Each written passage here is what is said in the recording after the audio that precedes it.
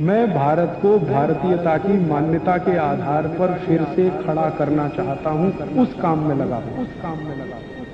कितने साल हो गए डिनर किया? 12-13-14 साल हो गए। तो वो शुरू जब मैंने किया देन मेरा वज़न जो है वो कंट्रोल होना शुरू हुआ। मैं काफ़ी एनर्जेटिक भी फील कर रहा था और काफ़ी हेल्दी फील करना शुरू कर दिया। डॉक्टर ने कहा कि जल्दी खा लो, नहीं तो वो जो खाना आपके पेट में पड़ा रहता है, इससे बहुत सारी बीमारी में खत्म हुई, आपको होंगी ही नहीं कभी भी। शुगर तो बिल्कुल नहीं होगा, कोलेस्ट्रॉल नहीं होगा, हार्ट की बीमारी नहीं। 6:30 बजे के बाद खाना ना खाएं। डायबिटीज़ हो या कोई भी किस्म की हाइपरटेंशन हो या कोई भी हार्ट अटैक हो, मतलब जितनी मर्जी डिजीज़ ले आओ, एक 6:30 बजे के बाद ना खाने से आप ये सारे डिजीज़ को दूर भगा देते हैं। राजीव जी, आपके प्रथम सूत्र के अनुसार सोलार कुकर कितना उपयोगी है? हाँ, बहुत अच्छा सवाल है। मैं इंतजार कर रहा था कोई पूछे। देखिए, मेरे प्रथम सूत्र के अनुसार सोलर कुकर सबसे ज्यादा उपयोगी है। अब सोलर कुकर एक ऐसी अद्भुत चीज बनी है या बनाई गई है जिसमें सूर्य का प्रकाश सबसे ज्यादा, तो सोलर कुकर का खाना बहुत अच्छा। लेकिन कौन सा सोलर कुकर? देखिए, एक सोलर कुकर ऐसा आता है जिसमें डब्बे को बंद करके खाना बनाने के लिए रखते हैं ना, वो सब एल्यूमिनियम के डब्बे हैं। एल्यूमिनियम के वेसल जब तक है तब तक ये सोलर कुकर का खाना जहर है। लेकिन सिद्धांत रूप में सोलर कुकर भारत के हिसाब से सबसे अच्छी टेक्नोलॉजी है। तो आप बोलेंगे फिर कोई वेसल बदल के उसमें रखिए। तो जैसे ही सोलर कुकर में वेसल आ जाए पीतल के, कांसे के, आप उनका जरूर इस्तेमाल करिए। वो विज्ञान के हिसाब से, भागवत के हिसाब से सबसे उत्तम है। मेरी एक विनती है, आप मुझे सर मत कहिए, या तो भाई कहिए, राजीव भाई कहिए, कुछ भी कहिए, सर मत कहिए। आदरणीय राजीव भाई, आपके दूसरे सूत्र के हिसाब से 48 मिनट में खाना खा लेना चाहिए, पर जो बच्चे स्कूल सुबह चले जाते हैं और शाम को घर आते हैं, उनका हम क्या बहुत करें? अच्छा, उसके लिए मैं एक विकल्प बताता हूं। जो बच्चे आपके सुबह सुबह स्कूल चले जाते हैं, कि बच्चों को खाना खिला के स्कूल भेजिए। आप बोलेंगे जी खाते नहीं है, मैं आपको इसका तरीका बता देता हूं कैसे खाएंगे वो खाना। हमारे शरीर की अपनी एक साइकिल है, और वो साइकिल ये है कि कोई भी खाना खाएं तो उसके 8 घंटे के बाद ही भूख लगेगी आपको। तो एक रात पहले का खाना उनको उस समय खिला दीजिए कि सुबह तक 8 घंटे पूरे हो जाए। माने अगले दिन शाम को ही खाना खिला दीजिए, रात को मत खिलाइए। शाम को 6 बजे तक अगर आपने खाना खिला दिया, 6 बजे तक, तो 8-9 बजे तक सोने की नींद उनको आई जाएगी। क्योंकि 1.5 घंटे के बाद जैसे ही खाना पच के रस में बदलता है, बॉडी का ब्लड प्रेशर अपने आप बढ़ना शुरू कर देता है, और ब्लड प्रेशर बढ़े तो नींद आनी ही है, रुक नहीं पाएंगे आप। तो शाम का खाना 6 बजे उनको खिला दीजिए, 8 बजे तक नींद आ जाएगी, और 6 बजे से 8 घंटा गिनेंगे तो सवेरे 4-5 बजे तक वो पूरा हो जाएगा। तो 4-5 बजे के आसपास जब वो सोकर उठेंगे तो इतनी तेज भूख लगी होगी कि आप रोटी दाल चावल खिला दो, वो खा के चले जाएंगे।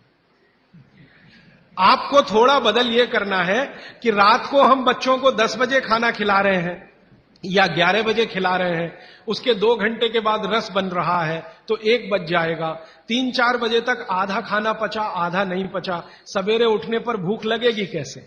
बच्चों को रात का खाना बिल्कुल बंद कर दीजिए। मैं आपको विनम्रता पूर्वक कह रहा हूं, इसको मैं कल या परसों बहुत विस्तार से समझाऊंगा, पूछ लिया आज आपने इसलिए कह रहा हूं। रात का खाना बिल्कुल बंद कर दीजिए, क्योंकि बागभट्टी जी का ये जो पहला नियम है ना, ये अभी मैंने आधा ही बताया। सूर्य का प्रकाश और पवन का स्पर्श हर समय वो कहते हैं खाते समय पीते समय रहना ही चाहिए। अब 6 बजे के बाद तो सूर्य प्रकाश रह नहीं सकता, और आप जानते हैं सूर्य प्रकाश का सबसे बड़ा परिणाम है विटामिन डी का निर्माण। सूर्य प्रकाश में ही विटामिन डी बनता है।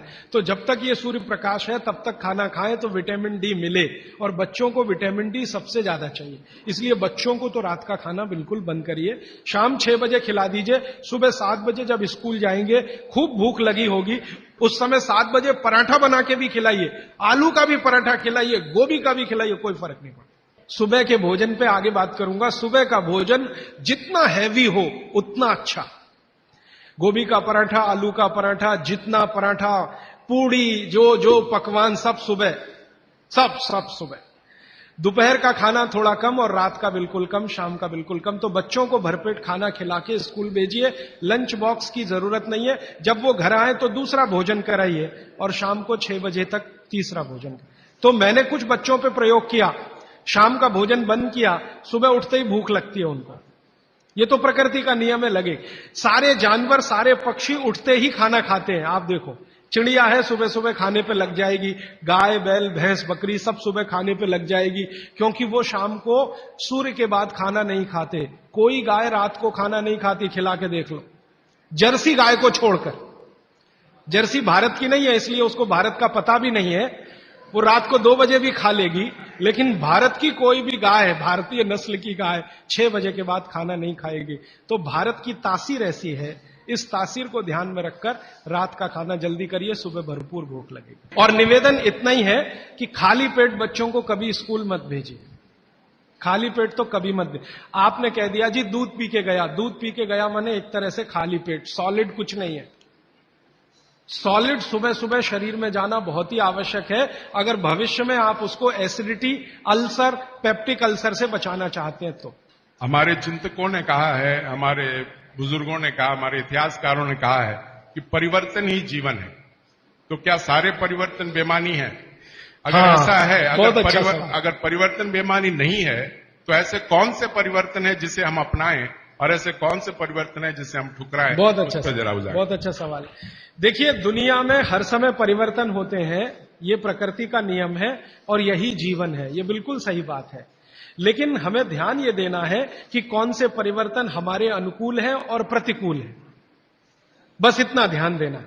अब इस बात को भागवत जी कहते हैं एक सूत्र में, अब आपने पूछ लिया तो वो सूत्र भी वो ये कहते हैं कि जिस आबो हवा और परिस्थिति में आप रहते हैं, उसमें रहते हुए जो परिवर्तन होगा वो आपके अनुकूल है, और जो आबो हवा और परिस्थिति में आप नहीं रहते हैं, वहां जो परिवर्तन होगा और आप उसको धारण करेंगे वो आपके प्रतिकूल है। अब मैं इसको और स्पष्ट करता हूं। यूरोप और अमेरिका में पिछले 100 साल में जितनी रिसर्च हुई वो उनके लिए बहुत अनुकूल है। उनके लिए रेफ्रिजरेटर यूरोपियन लोगों के लिए बहुत काम की चीज है। जब मैं ये भाषण जर्मनी में दूंगा तो उल्टा ही बताऊंगा उनको, मैं कहूंगा जरूर रेफ्रिजरेटर लाओ, माइक्रोवेव ओवन भी रखो। उनके लिए बहुत अनुकूल है, क्योंकि उनकी कंडीशन में वो परिवर्तन हुआ है।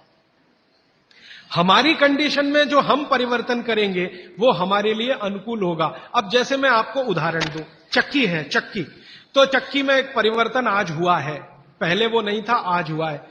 हमने चक्की में बियरिंग लगा दिया है। पहले चक्की में बियरिंग नहीं होता था, खाली वो एक ऐसा लोहे का वो डंडी होता था और उसके चारों तरफ हम उसको चाक को घुमाते थे, बीच में लकड़ी का एक उसमें वो लगाते थे। वो लकड़ी का हमने निकाल के उसमें बियरिंग लगा दिया, ये भी परिवर्तन हुआ, ये हमारे अनुकूल बैठता है। क्योंकि बियरिंग लगने के बाद उसका जो फ्रिक्शन है वो कम हुआ, और फ्रिक्शन कम हुआ तो हम कम श्रम में ज्यादा उत्पादन ले सकते हैं। श्रम तो हो ही रहा है, लेकिन जितने श्रम में हम पहले 1 किलो आटा लेते थे, उतने ही श्रम में अब 3 किलो आटा मिल रहा है। यह भी परिवर्तन है, लेकिन ये हमारे अनुकूल है।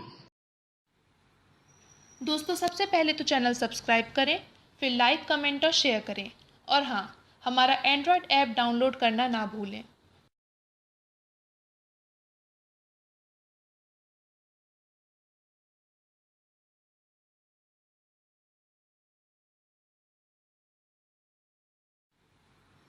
दोस्तों, सबसे पहले तो चैनल सब्सक्राइब करें, फिर लाइक, कमेंट और शेयर करें, और हाँ, हमारा एंड्रॉयड ऐप डाउनलोड करना ना भूलें।